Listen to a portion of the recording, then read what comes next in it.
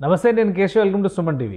ఆంధ్రప్రదేశ్ కళల రాజధాని అమరావతిలో వడిగా అడుగులు పడుతున్నాయి. అయితే అమరావతికి భూములు ఇచ్చినటువంటి రైతుల అంతరంగం ఏంటి, కొంతకాలంగా జరిగినటువంటి పరిణామాలు, ఆ తర్వాత కొత్త ప్రభుత్వం ఏర్పడిన తర్వాత వికసించినటువంటి ఆశలు, 1 ఇయర్లో అంటే ఏడాదిలోగా గృహప్రవేశాలకి సన్నద్ధం కావాలనేటువంటి ప్రభుత్వ సంకల్పం దిశగా పనులు జరుగుతున్నాయా?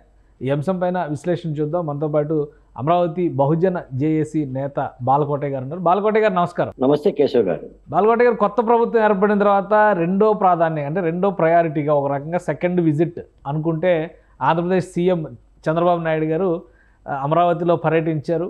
అలానే మళ్ళీ మున్సిపల్ శాఖ మంత్రి కూడా నిన్న తాజాగా పర్యటించారు. అక్కడ నిర్మాణాల స్థితిగతులు చూశారు.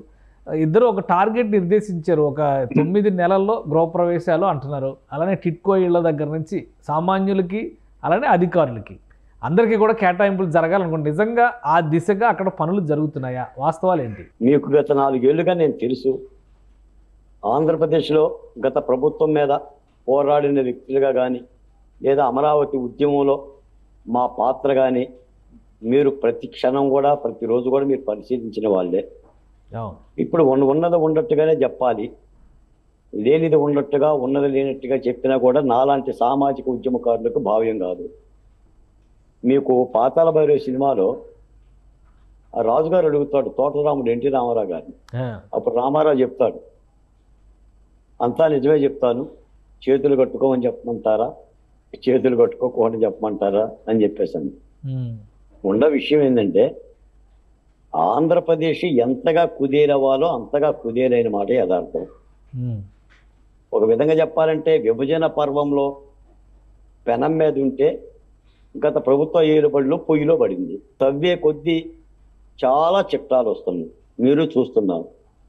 డబ్బు ఎంత వృధా అయ్యిందో, వాళ్ళ అధికార పత్రికలు ఎన్ని కోట్ల రూపాయలు ఖర్చులు పెట్టారో, లేదంటే పునాది రాళ్ళకి ఎన్ని కోట్ల రూపాయలు ఖర్చు పెట్టారో, ఎన్ని భూములు ఆక్రమించారంటే ప్రభుత్వం ఇక అదే చర్యచరణంగా తవ్వుతుంది. మాకైతే నమ్మకం అయితే ఉంది, అది కూడా చంద్రబాబు నాయుడు గారిని చూసి. అమరావతి మళ్ళీ తిరిగి పుంజుకుంటుంది, అది దేదీప్యమానంగా నిలబడుతుందని మాకు ఆశ ఉంది. ఈ మధ్య కూడా కేంద్ర ప్రభుత్వం 15,000 కోట్ల రూపాయలు ఆర్థిక సాయం చేసింది. అది అప్పో తెలియదు, గ్రాంటో తెలియదు, దాని మీద స్పష్టత కూడా లేదు.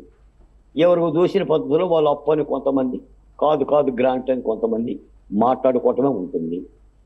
అమరావతిలో 2023-24లో జగన్మోహన్ రెడ్డి గారు ఇవ్వాల్సిన కౌలు డబ్బులు కూడా 60 రోజులు గడిచినా కూడా కొత్త ప్రభుత్వం కూడా ఇవ్వలేకపోయింది.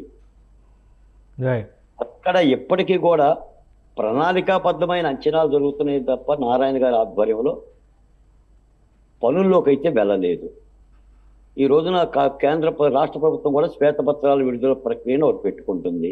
అంటే రాష్ట్రంలో గత 5 ఏళ్ల వైసీపీ పరిపాలన ఎలా జరిగింది, ఏమిటి, లోటులేంటి, తప్పులేంటి, ఒప్పులేంటి, అవన్నీ కూడా శ్వేతపత్రాల ద్వారా ప్రజలకు చెప్పే పద్ధతి శాసనసభ సాక్షిగా చేస్తుంది.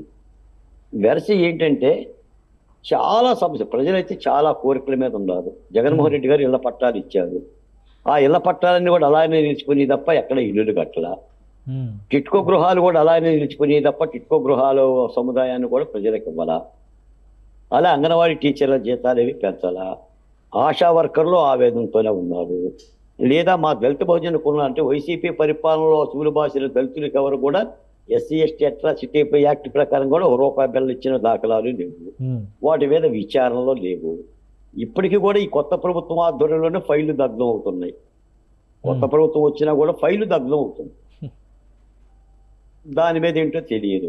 కానీ ఒక విషయం అంటే అమరావతికి సంబంధించి 15,000 కోట్ల రూపాయలు అనేది క్లారిటీ ఇచ్చింది కేంద్ర ప్రభుత్వం. అంటే ఆర్థిక శాఖ మంత్రి నిర్మలా సీతారామన్ చెప్పారు, బ్యాంకుల ద్వారా రుణాలు ఇప్పిస్తామని చెప్పని అన్నారు. అది ఎవరు కట్టాలి ఏంటనేది రాష్ట్ర ప్రభుత్వ స్థితిగతులను బట్టి అప్పుడు నిర్ణయం తీసుకుంటాం అన్నారు. సో ముందైతే పని మొదలు కావడానికి రావాల్సిన ద్రవ్యం అయితే వస్తుంది కదా, అది గ్రాంట్ అయినా రుణం అయినా కానీ ముందు పని మొదలవుతుంది అనేటువంటి నమ్మకం అయితే ఉందా అమరావతి వాసుల్లో?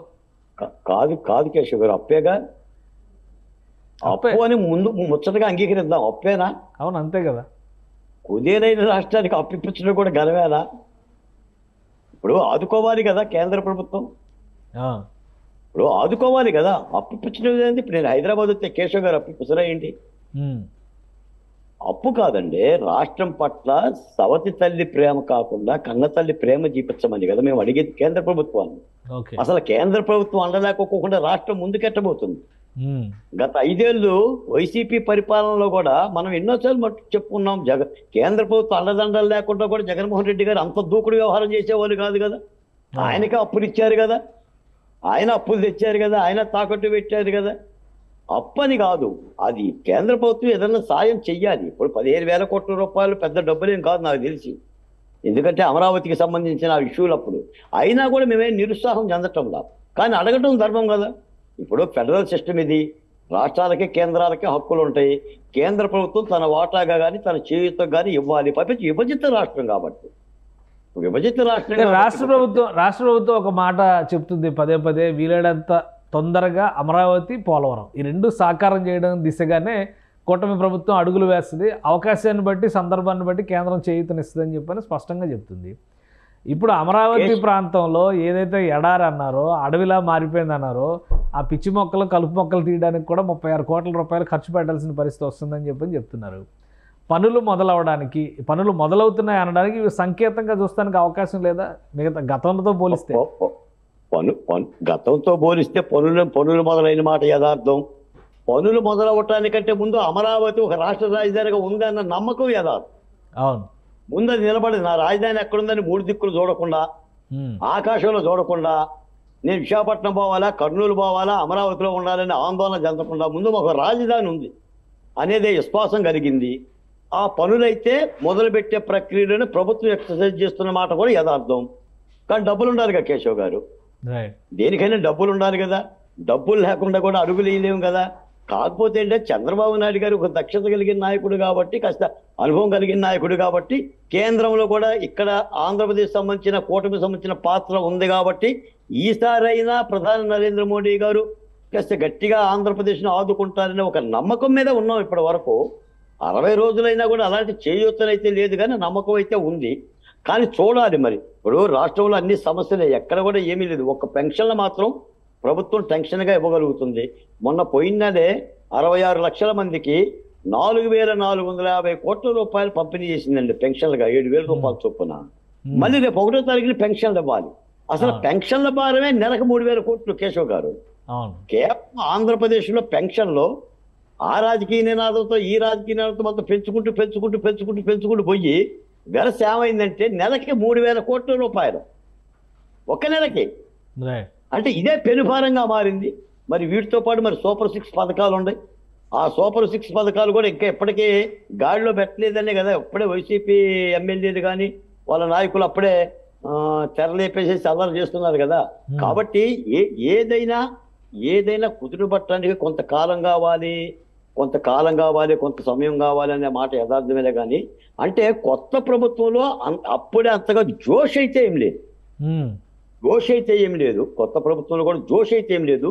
కాకపోతే అరమరికలో ఆ లోటుపాట్లని శాఖల వారీగా సమీక్షించుకుంటున్నారు. మరి ఏం జరుగుతుందో ఏంటనేది కూడా ఒక 2-3 నెలలు పోతే కానీ, ఎందుకంటే ప్రభుత్వాన్ని కూడా మనం అప్పుడే ఏమి అడగలేము. ఒకటి అమరావతి చుట్టూ డెవలప్మెంట్ వస్తుందని, అక్కడ ఏవైతే ఈ రహదారి వ్యవస్థకు సంబంధించినటువంటి ప్రాజెక్టులన్నీ ఇప్పటివరకు ఆగిపోయినాయో అవన్నీ ఇమీడియట్గా మొదలు పెట్టబోతున్నారని ఈ చర్చ అయితే నడుస్తుంది. అంటే ఇన్ఫ్రాస్ట్రక్చర్ డెవలప్మెంట్ దిశగా అడుగులు పడడానికి అసలు అవకాశం ఉందా? కేంద్రం చేయూత ఇస్తేనే ఈ పనులు కూడా ముందుకు సాగుతాయా? షూర్, ఇందులో నో డౌట్ అట్ ఆల్. కేంద్ర ప్రభుత్వ సహకారము, కేంద్ర ప్రభుత్వ నిధులు లేకుండా అమరావతిలో కూడా ఏమి చేయలేని పరిస్థితి. ఎందుకంటే రాష్ట్రం దగ్గర నిధులు లేవు. ఇప్పుడు ఔటర్ రింగ్ రోడ్డు ఉంది, ఇన్నర్ రింగ్ రోడ్డు ఉంది, ఎర్రిపాలెం నుంచి అమరావతికి రైల్వే లైన్ ఉంది, కృష్ణా రివర్ మీద 2 ప్రాజెక్టులు ఉన్నాయి, వంతెనలు ఉన్నాయి, అక్కడ కౌలు రైతులకు సంబంధించిన పేమెంట్లు ఉన్నాయి, రాజధానిలో పెన్షన్లు ఉన్నాయి, 36 జీవోల ద్వారా ఇచ్చిన ఆయా కేంద్ర ప్రభుత్వ సంస్థలు, రాష్ట్ర ప్రభుత్వ సంస్థలు, ప్రైవేటు సంస్థలు తిరిగి వచ్చి పెట్టుబడులు పెట్టాలి, వాళ్ళకి విశ్వాసం కలుగు చేయాలి, వాళ్ళ నమ్మకం మీద రావాలి. ఇవి ఎంత పని, చాలా చాకిరి. ఏదో పెట్టుబడి కేశవ్ గారు వచ్చి 100 కోట్లు పెడతాడా? ఎంత నమ్మకం ఉంటే కేశవ్ గారు వచ్చేసి 100 కోట్ల రూపాయలు పెడతారు. పెట్టుబడిదారులు అడుగుతున్నారు బాబు గారిని, రేపు మేము పెడతాము, ఉంటాము, రేపు ప్రభుత్వం మారితే మా పరిస్థితి ఏంటి, మా భద్రత ఏంటి, మళ్ళీ ఎవడో గొడ్డల కర్ర చేతిలో పెట్టుకొని వచ్చేసి ఈ చెట్టును నరుకుతాను అని అంటే మళ్ళీ మేము ఎక్కడికి వెళ్ళాలి అమరరాజాలాగా? ఇవన్నీ కూడా భద్రతకు సంబంధించిన అంశాలే. మరి వీటికి కేంద్ర ప్రభుత్వ చట్టాలు ఉండాలి, కేంద్ర ప్రభుత్వ అండదండలు ఉండాలి, నిధులు ఇవ్వాలి, ఆ నిధుల్ని సమీక్షించుకొని తీసుకెళ్ళాలి. పని అయితే చాలా ఉంది కేశవ్ గారు. అంటే నేను జరిగిపోతుంది కేశవ్ గారు బ్రహ్మాండంగా, రేపో ఎల్లుండో సోమవారం అమరావతి. ఒకటి కేంద్ర ప్రభుత్వ సంస్థలు దాదాపు 30 సంస్థలు 33 సంస్థలు నిర్మాణాలు మొదలు పెట్టడానికి రెడీగా ఉన్నామని చెప్పారు. బేసిక్ ఇన్ఫ్రాస్ట్రక్చర్ మీరు ప్రొవైడ్ చేయండి, మేము పనులు మొదలు పెడతాం అంటున్నారు. ఆల్రెడీ ఆర్బీఐ కూడా ఇక్కడ కాదు వైజాగ్ వెళ్ళాలనుకున్న ఆర్బీఐని కూడా ఆపడం కోసం ప్రయత్నిస్తున్నారనేటువంటి చర్చ నడుస్తుంది. ఇలాంటి ఈ సంస్థలకు సంబంధించి ప్రభుత్వ రంగ సంస్థలు కానీ ప్రైవేట్ రంగ సంస్థలు కానీ భూములు కేటాయింపు జరిగినటువంటి చోట యాక్టివిటీ మొదలైందా లేదా? అమరావతి ప్రాంతంలో ఇప్పుడు నిర్మాణం ఊపందుకుంటుంది అనేటువంటి మాట పదే పదే చెప్తున్నారు. కాబట్టి ఈ పరిణామాల తర్వాత అక్కడ యాక్టివిటీ ఏమైనా మొదలైందా? యాక్టివిటీ అంటే ఇంకా ప్రణాళికాబద్ధమైన చర్చలే జరుగుతున్నాయి.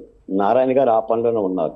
ఇంకో మాట ఏంటంటే ఇప్పుడు అమరావతి నుంచి జగన్మోహన్ రెడ్డి గారి ప్రభుత్వంలో తెలుగు అకాడమీని తీసుకెళ్ళిపోయాడు, ఉర్దూ అకాడమీని తీసుకెళ్ళిపోయాడు, కృష్ణారివర్ బోర్డుని తీసుకెళ్ళిపోయాడు, మీరు అన్నట్టుగా ఎస్బీఐ ప్రధాన స్పెషల్ కార్యాలయాన్ని తీసుకెళ్ళాడు, ఎస్బీఐ ప్రధాన కార్యాలయాన్ని. మరి వీటన్నిటి కూడా తిరిగి తీసుకురావాలి మరి అమరావతికి. వీటి పట్ల ప్రభుత్వం ఎలా అనుసరిస్తుందో తెలియట్లా. కాబట్టి ఎక్సర్సైజ్ చేస్తున్నారు. ఉన్నమాట యథార్థం ఏంటంటే మరి అంటే అటువంటి పరిస్థితి వచ్చింది. ప్రధానంగా వీటన్నిటి కూడా కారణం ఏంటంటే నిధులండి. ఇప్పుడు కొప్పు ఉంటే పూలు పెట్టవచ్చు అన్నట్టుగా కొప్పు కోసం చూస్తున్నారు, ముందు ప్రణాళికలు సిద్ధం చేస్తున్నారు. చంద్రబాబు నాయుడు గారు మాత్రం ఆయన విజనరీతో అమరావతిని తిరిగి మళ్ళీ పకడ్బందీగా నిర్మాణం చేయడం కోసం. పైపెచ్చు అమరావతి లేకపోతే ఆంధ్ర రాష్ట్రానికి ఆదాయం కూడా ఉండదు కేశవ్ గారు. ఎందుకంటే మనం గతంలో చెప్పారు 6 నెలల్లో టార్గెట్ పెట్టారు. ఒక 6 నెలల్లో నిర్మాణాలు పూర్తి కావాలి, 9 నెలల్లో గృహప్రవేశాలు చేయాలి, ఆల్ ఇండియా సర్వీస్ ఆఫీసర్స్ క్వార్టర్స్లు కానీ ఎమ్మెల్యే ఎమ్మెల్సీ క్వార్టర్స్ కానీ ఓపెన్ చేయాలని సీఎం ఆదేశించారు. అవుతుందా? ఆ లక్ష్యం దిశగా అడుగులు పడడానికి అవకాశం ఉందా? అంటే కేశవ్ గారు ఇప్పుడు ఎమ్మెల్యే క్వార్టర్స్ అధికారుల క్వార్టర్స్ ఆల్రెడీ 80% 90% కంప్లీట్ అయిపోయింది. అవును, ఆ కంప్లీట్ అయిన భవనాలకి ఆ కాస్త కూస్త 10% 20% పనులు చేసి ఓపెన్ చేయొచ్చు. అది పెద్ద ఇబ్బందికరమైన విషయం కూడా కాదు. గతంలో జగన్మోహన్ రెడ్డి గారు దాని మీద ఎస్టిమేషన్ ఇస్తే 3,000 కోట్ల రూపాయలతో తాకట్టు కూడా పెట్టే ప్రయత్నం చేశాడు ఆయన. కోట్లతో అవన్నీ పూర్తవుతాయనని.